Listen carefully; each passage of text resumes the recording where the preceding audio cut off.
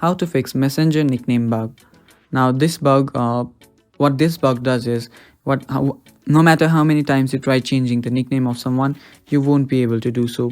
So what you can do is, you might want to check if your Messenger app is up to date. Now let's search for Messenger. Now if I search for Messenger, as you can see I have an update available, so I need to update my Messenger.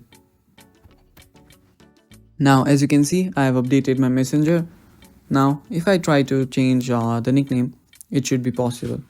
But if it still does not work for you, what you can do is, you can go to your apps, you can go to your settings and check if your software is up to date.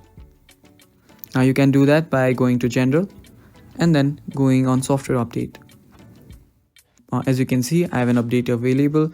I will update this, and if your bug still does not work, what you can do is you can try to uninstall your Messenger completely and then download it again, and that should fix your problem. So that is all for the video guys. Thank you for watching. Don't forget to subscribe to our channel and leave a like at the end. Bye bye.